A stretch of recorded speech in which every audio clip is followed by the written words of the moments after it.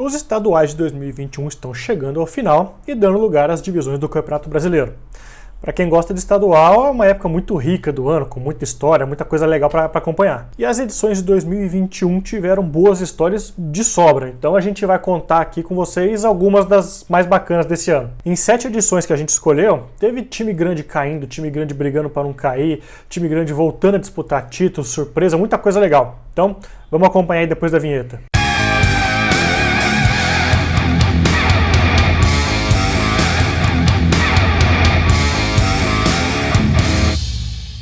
Bom, antes de começar, eu quero deixar um recado para você. Quer acompanhar os jogos do Campeonato Brasileiro em tempo real? Quer notícias, informações e estatísticas do seu time? Quer assistir a jogos do Campeonato Alemão? Só baixar o aplicativo OneFootball. O link está aqui na descrição do vídeo, ok?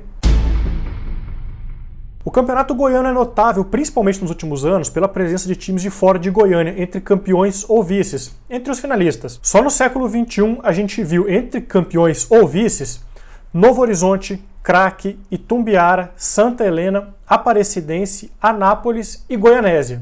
Só que desde 2008, quando Itumbiara foi campeão, a gente não via um time do interior levar o título. E pintou em 2021. A novidade nessa edição foi o Grêmio Anápolis na decisão, que a gente não deve confundir com o Anápolis e a Anapolina. É um outro time, o antigo Grêmio Inhumense, para quem acompanhou o Campeonato Goiano há algum tempo. Depois de passar por Iporá e Atlético no mata-mata, o Grêmio Anápolis chegou às finais contra o Vila, que tinha sido campeão pela última vez em 2005. Ou a gente teria uma quebra de jejum, ou a gente teria um campeão inédito. Tanto no jogo em Anápolis quanto no jogo em Goiânia, 1-1 no placar. Então a decisão foi para os pênaltis. Do lado do Vila, o Arthur Rezende perdeu a cobrança dele, enquanto no Grêmio Anápolis as 5 cobranças foram convertidas. Então, Grêmio Anápolis campeão. E não é para menos. Segundo o técnico Kleber Gaúcho, foram mais de 900 cobranças treinadas para a decisão. Assim, o Grêmio Anápolis fecha um período de 10 anos conquistando os títulos das divisões do Campeonato Goiano.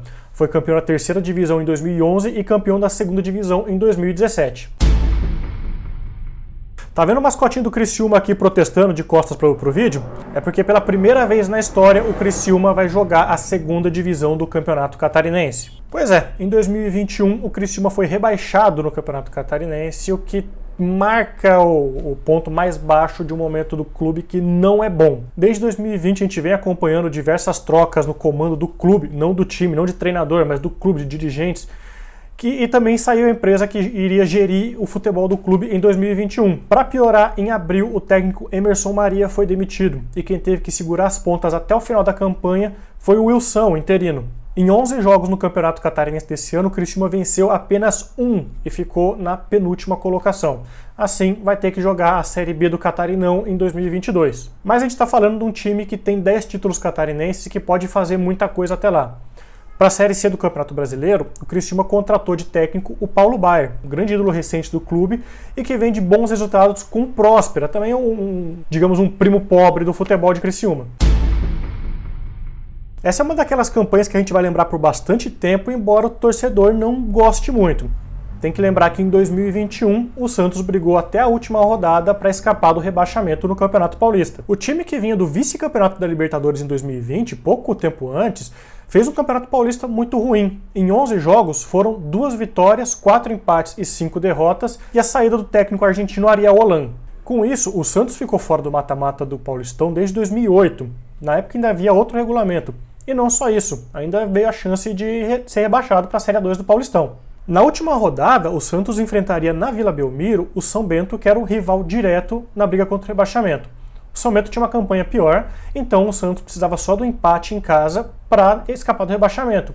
Só que se pinta uma zebra e o São Bento vence, o Santos cai sem choro nem vela, ou seja, não tinha como escapar.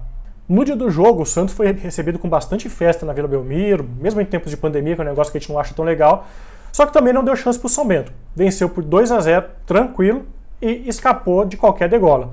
O São Bento acabou caindo ao lado do São Caetano. Os dois haviam subido juntos na última edição da Série A2 e haviam caído juntos também em 2019. Bom, o Campeonato Baiano de 2021 talvez tenha sido um dos mais imprevisíveis e legais dos últimos anos. Começa que na primeira fase o Vitória ficou em 5º lugar e acabou eliminado. Passavam só os 4 primeiros colocados. O Bahia passou. Então, o Bahia é favorito ao título? Bom, o Bahia não teve caminho livre. O time passou em 3º lugar na primeira fase e encarou o vice-líder da primeira fase nas semifinais, o Bahia de Feira. que levou a melhor e foi às finais. A outra vaga na decisão ficou entre Juazeirense, que liderou a primeira fase, e Atlético de Alagoinhas, quarto colocado. Juazeirense favorito? Só que não foi o que aconteceu. O Atlético de Alagoinhas acabou avançando para as finais. No jogo de ida, empate por 2-2. E o jogo de volta aconteceria em Feira de Santana, onde o Bahia em tese era favorito. Só que o Atlético levou a melhor e venceu por 3-2, ficando com o primeiro título baiano da história do clube. O São Raimundo foi provavelmente o grande clube amazonense da virada do século. Entre 97 e 2006, o time conquistou 3 vezes a Copa Norte, 5 vezes o Campeonato Amazonense e disputou 7 vezes a Série B do Campeonato Brasileiro. Mas de 2007 para cá a coisa não foi tão bem. O Tufão perdeu espaço no Amazonas, chegou a cair para a 2ª divisão estadual e não conseguiu mais se impor diante dos rivais locais. Só que o time se reencontrou no Amazonense de 2021. Depois de uma campanha bem razoável na primeira fase, o time passou pelo Amazonas nas quartas de final, pelo Princesa de Solimões nas semifinais e voltou à decisão, o que não acontecia já há uns 15 anos. Na decisão, o rival foi o Manaus.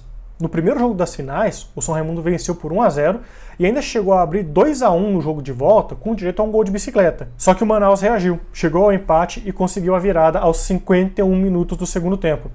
Como levou a melhor pela regra do gol fora de casa, Manaus acabou levando o título também em cima do São Raimundo.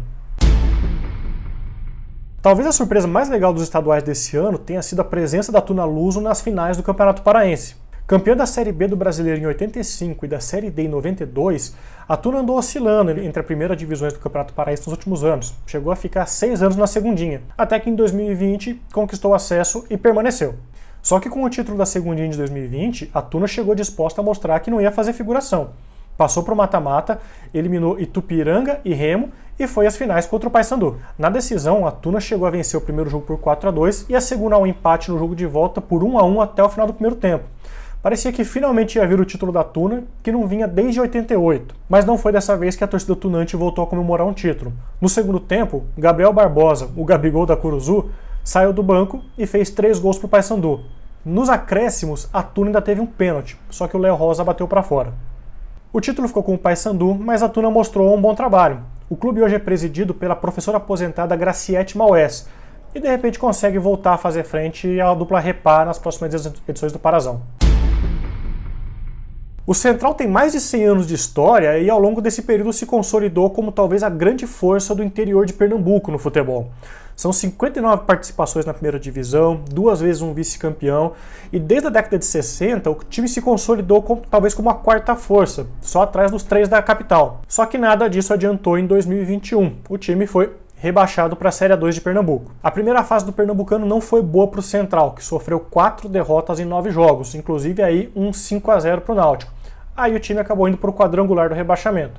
E o quadrangular foi pior ainda para o Central. Em 3 jogos, o time somou apenas 1 ponto e acabou rebaixado ao lado do Vitória das Tabocas. Os sinais de que a temporada não seria boa já vieram de 2020, quando o time chegou a fazer greves por causa de atraso de salário. Para essa temporada, o planejamento também não foi dos mais esmerados. Foram 4 técnicos em 12 jogos, e a cada mudança de técnico, mudança no elenco, dispensa de jogadores, contratações. As notícias talvez não sejam as mais animadoras para a sequência da temporada pós-rebaixamento. Para disputar a Série D, o time contratou o técnico Júnior Baiano, aquele mesmo, zagueiro. Só que a última passagem do Júnior Baiano como treinador foi em 2019, que fez 4 jogos pelo Itumbiara, 2 empates e 2 derrotas. E detalhe, o Central só está na Série D porque o Salgueiro, que tinha a vaga, desistiu de disputar a competição. Bom, essas são as histórias dos campeonatos estaduais de 2021 que a gente separou para dividir com vocês. Faltou algum título inesperado, alguma surpresa, algum rebaixamento, alguma zebra legal? Compartilha com a gente aí nos comentários. Siga a gente também nas redes sociais, @ultimadivisão no Twitter e no Instagram, facebook.com/ultimadivisão e acompanhe o nosso site, ultimadivisão.com.br, que a gente está sempre por lá nesses canais para interagir com vocês, ok? Um abraço. Saúde, Pi.